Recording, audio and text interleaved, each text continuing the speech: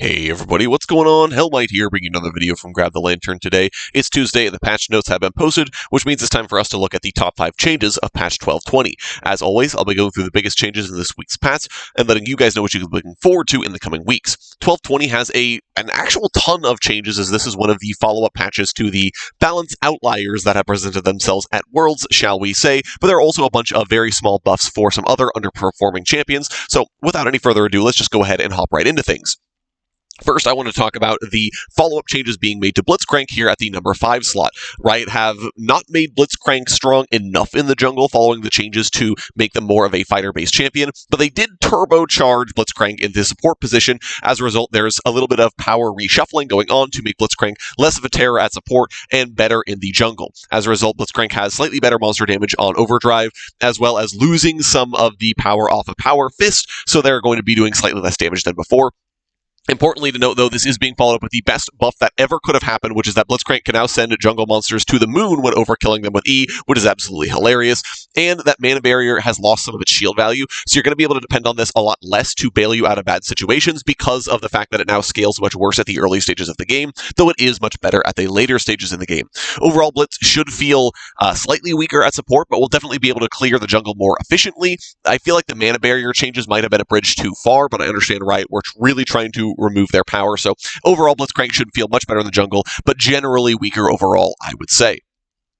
Moving on down to the number 4 changes, they are the Maokai nerfs. Now, this is probably not surprising at all to you if you've been watching Worlds at all. Maokai is a terror in 3 separate lanes, and as a result, it makes sense that he was going to eat some kind of nerf. That said, I'm really surprised at the nerfs that Riot actually gave to Maokai. Like, losing some of the healing from Sat Magic totally makes sense. This is only a nerf in his mid to late game sustain, though, so it's not that big of a deal for Maokai in lane, at least, if he's playing in top lane. And the Nature's Grasp cooldown, yeah, that makes total sense. The ability is actually usable now, so it should have a much longer cooldown to compensate for the fact that it's irrelevant to ultimate, but I feel like they didn't nerf him very hard at all. Like, these are totally fine. Like, the Nature's Grasp change, acceptable. The Sat Magic change only really hurts the late game.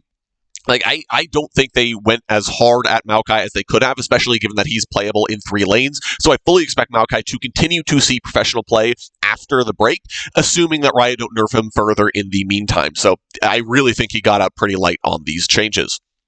The number 3 change on patch 1220 is to Rammus. I really like this change here. Riot have removed the self-slow off of W, allowing him to actually be able to stick to the target he's able to power ball into. So he actually effectively gets a damage amplification here because he's able to continue auto-attacking the target that he's taunted, that he's sitting next to with his W, because he's no longer slowed to the point that he can't actually keep up. There's also a very small buff here to his ability to close the gap more quickly with long-range ultimates because the movement speed scaling is slightly better, so he'll be able to dash that distance in a little bit less time. But generally, the W buff, I think, is absolutely massive. I'm really excited to see how this shakes out for Rammus. I think it's going to make him much stronger and much more reliable, and we'll see how well this goes for him on 1220 when it goes live. The number 2 change on this week's patch is the Wukong buffs. And I'm going to be completely honest with you guys. These are undeserved changes. Wukong does not need buffs, and he does not need this sizable of a buff. A 55% extra AD ratio is phenomenally strong, and this is even especially strong because Wukong can cast his ultimate twice, meaning he gets to double up on this, effectively meaning that if you're in his ultimate for the entire duration, both times, it's 110% AD ratio, just in terms of the damage that Riot have given him on this patch. Not even counting the percent max health damage, not counting the other AD ratio that he's had prior to this, just this patch, he's getting 110% extra AD.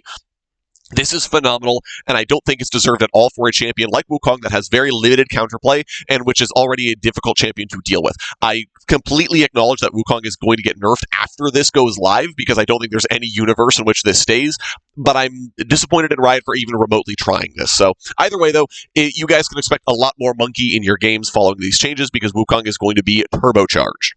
And finally, the number 1 change on this week's patch is the Demonic Embrace changes. You guys have probably seen a massive surge in Demonic Embrace because it's good for both AP bruisers and range damage over time champions. But the biggest problem is that a lot of tanks have been building it. Champions like Amumu, Shyvana, and Udyr, who have AP ratios, who like the health and like the passive, can kind of build this, and they're essentially wasting no portion of this item. They're able to benefit from every single thing that it does.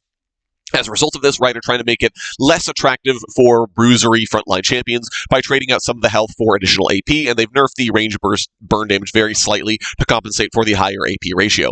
I think that this should make it less attractive for certain users. Mumu, for example, is going to feel a lot worse about building this item because it's less health for him to actually survive with, and the AP he doesn't really care about that much. It was sort of incidentally useful. But on bruisers that have very good AP ratios, such as Shyvana and Udyr, they will probably continue still building this item. Yeah, they're going to lose some health for it, so they're not going to be as unkillable as they were previously, but they're definitely still going to purchase this item. So I feel like it's a good first step, but I feel like Riot are going to need to change this item around a little bit more in order to get it completely solved.